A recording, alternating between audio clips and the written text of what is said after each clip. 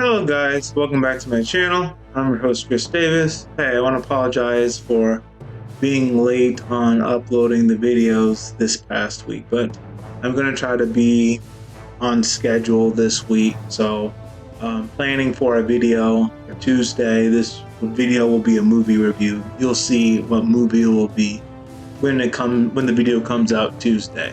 But with that being said, in this video I'm going to review Game of Thrones Season 3. Now, I already did say, what was it? Invincible? Yeah, Invincible Season 3, that I would review that. I am working on watching that season and reviewing it so I can be caught up on that, but Game of Thrones has been just so good. I've been watching some of Season 4, but I do want to finish Invincible, so review that for you guys so I'm all caught up and you guys are caught up if you haven't seen it. But with Game of Thrones Season 3, this is another great season. It's a really good season. So it picks up where Season 2 left off. So King's Landing, the Lannisters, they defeated the House of Baratheon, and if you all remember that video from my review on Season 2, I'll have an end card somewhere up here. But Tyrion Lannister, which he's starting to become like my favorite character in this series, just because of his character development from like Season 1, where he was pretty much a jerk, and that's putting it nicely, to being someone who's being more considerate of like people's feelings, and he's having some sense of like right and wrong. Like he's not as selfish as he used to be in the beginning. But we see him, he's all bandaged up in Season 3, and he's been removed from his position as the hand. He was the hand of the king in Season 2 while his father was absent. But now that his father has returned, father's the hand of the king, and as the moment of Season 3, he doesn't have a position. He's just been cast in some room, and he's bandaged and wounded. His sister Cersei Lannister hired some hitman to try to kill him in the middle of the war, but Tyrion's squire saved his life by taking the guy out. Eventually, Tyrion and Tywin, they have a discussion about his reward, about what he did in the Battle of Blackwater, and Tyrion does deserve a lot of credit. Tywin gets the credit because he came in with the Tyrells and he took out the rest of the Baratheon, but who's the one who came up with the plan all back in Season 1 to use that green fire to take out most of the fleet? Who was the guy that, when Joffrey Baratheon, which I can't stand that character, when he ran and all the men were starting to get demoralized, who boosted the men's morale and taught them to keep fighting and gave them a strategy to win? It was Tyrion. If it wasn't for Tyrion, then, the Baratheon house, Stannis Baratheon, his army would have taken King's Landing before Tywin Lannister even showed up. So Tyrion deserves like more credit. He gets so much flack for being a dwarf, and people look down on him for that, and his family blames him for being a dwarf, blames him for the mother dying, giving birth to him, and those are things he had no control. That isn't fair, but this is why Tyrion is becoming my favorite character, like in this series, because he went to being like a Lannister, someone who's like arrogant and thinks the world revolves around them, and it just thinks so highly of themselves, to being more of a person who's self-aware and more considerate to his subjects. He's kind to Podrick. He doesn't see Podrick as some pawn that he can throw away. His sellsword he starts looking after for him more. He starts considering him more of a friend. So out of the Lannisters, Tyrion is really more of the morally good one, and who has really shown really character change from being someone who's arrogant, thinks people that are less of him, to someone who I think he's more self-aware and becomes more passionate, especially of his mistress Shay. But Tywin, Cersei is the one responsible for this. Tywin just says, "Hey, when you were the hand, you didn't do anything except like pour around," and that's not true. Like Tyrion did a little bit, but nowhere near as much as he did at season 1.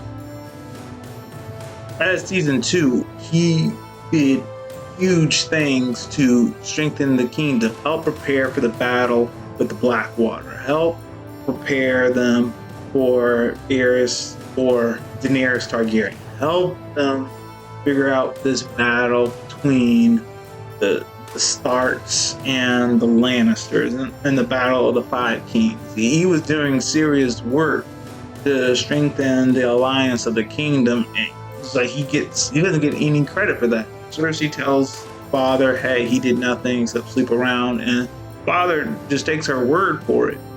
And it's not true at all. He does deserve a lot more. Maybe they won't give him Casterly Rock because he's a dwarf and that's it, but he definitely should get a lot more credit. And for the Battle of Blackwater, Tyrion does need to get a lot more credit, and Varys even confirms that hey, he tells Tyrion, "Hey, no one's going to give you credit for winning the Battle of Blackwater for us, but all the soldiers who fought and all of us people who were there know that it was you, that if it was not for you, Stannis Baratheon, his army would have taken King's Landing before Tywin Lannister even showed up." So Tywin Lannister and the Tyrells may take all the credit for defeating like the Baratheon army, but you defeated most of them with your brains and with your strategy, and you showed true courage when the Baratheon army was coming to King's Landing and they were trying to storm the castle. You boosted up the men's morale and you helped them like hold off the army until Tywin Lannister and the Tyrells showed up. So people cap. If they say that you didn't do anything to contribute, that's a lie, because they're just living in some other reality. That couldn't be further from the truth. So Tyrion, eventually he does become master of coin, and he's responsible for the kingdom's finances. He's talking to one of the leaders of the Tyrells because Tywin Lannister has come up with an idea. He learns that the Tyrells are trying to marry Sansa Stark to Loras, and Tywin Lannister, he comes up to a plan for Joffrey to marry Marjorie and Tyrion to marry Sansa, and now Cersei is going to marry Loras. So Tywin came up with this plan, so he will have an heir to the north when that person's ready.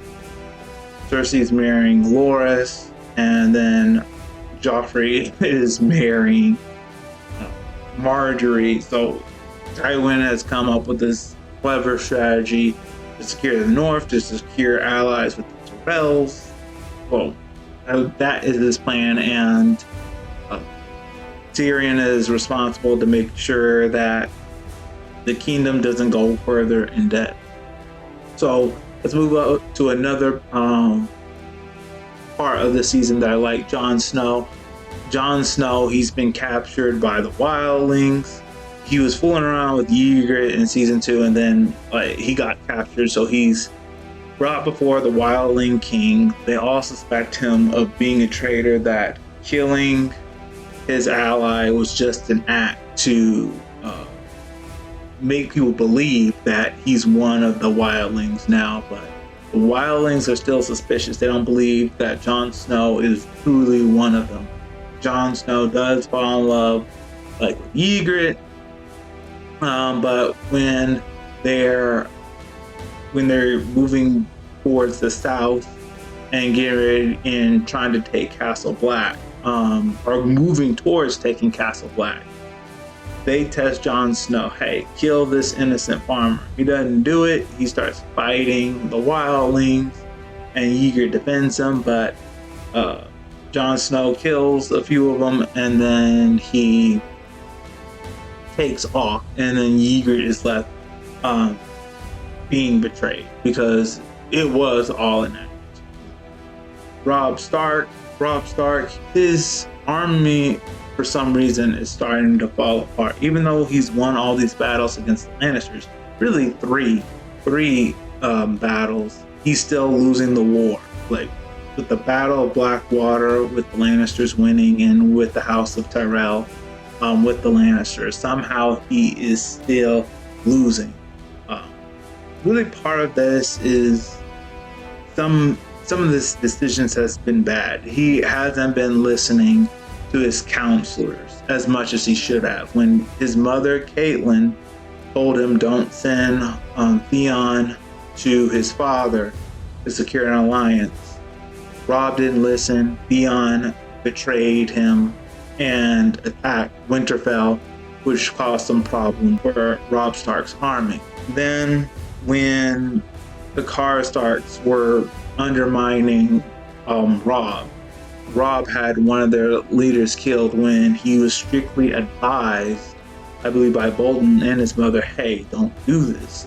Just hold him as a prisoner, don't kill him. Otherwise, the man may revolt and leave. He kills them, so the rest of the Karstark men leave. He's lost Walder Frey because he broke his marital promise to Walder Frey. And his mother told him not to do that. He went on and broke the promise, fell in love with another woman. So he lost the Frey. So he has to go back and turn back to the Freys and say, hey, I know I broke my promise to you, even though you let me use your bridge and cross it. But I have someone else that I can marry off to you. But it's not as good as him because he's a king and the other person is just the Lord. And Walder Frey is acting like, hey, we're good. Let's put that all behind us. But it's not good. It isn't good at all. Like, he's still mad because Robb Stark broke his promise, didn't fulfill his duties, and that comes back to bite them when the Red Wedding happens, when his uncle is getting married, and they do the marriage, they do like the wedding, but then that's when Walder Frey's men turn on Robb Stark's men, and he kills them all, and Robb's mother, and he practically destroys like the entire like Stark line, except there's Arya Stark, Sansa Stark, Bran, and the younger brother, I can't think of his name, but pretty much like the Starks are pretty much gone after this. Pretty much the Lannisters have won the Battle of the Five Kings. There's the Greyjoys, but Greyjoys really aren't a threat. They're not. And Bolton, having betrayed like the Starks, he's loyal like to the Lannisters. That's what really made the Red Wedding like happen. Walder Frey, and then Bolton betraying the Starks. So there's nothing that the Greyjoys can do. They might as well just stay on the Iron Islands, because if they try to fight the Lannisters with the Tyrells, and then there's the Bolton, they're going to be obliterated. They just don't stand a chance. Robb Stark died, his wife died, his mother died, the rest of the Starks died, and with this, the Lannisters pretty much won the Battle of the Five Kings. The Stannis Baratheon, he can't do anything. He was defeated in the Battle of the Blackwater. He doesn't have any men after that. Tyrion Lannister's plan with the flames pretty much destroyed most of his men, and then when Tywin came with the Tyrells to finish the rest of them off, Stannis Baratheon can't do anything. He can't do anything.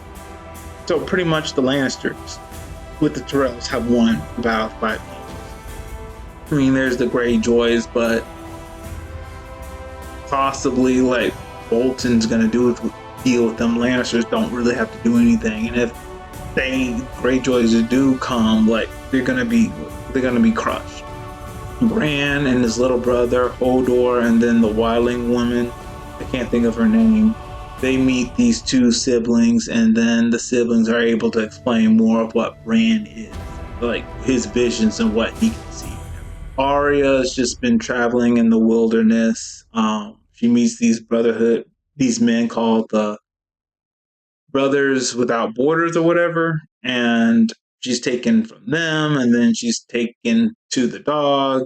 And then there's this other story with Jaime Lannister and Brienne. She's taking him to King's Landing, but then they run into Bolton's men, and then Jaime loses a hand. And then, of course, Daenerys Targaryen, she's liberating more slaves and adding more to her army. So season 3 was really good. I enjoyed season 3. A lot of great storylines in season 3. I'm in the middle of watching season 4. So I hope to have a review for that for you all soon. So that's all we have for today. If you liked what I had to share, please hit the like button, hit subscribe. Share this video with all your friends, and all of you have a great day.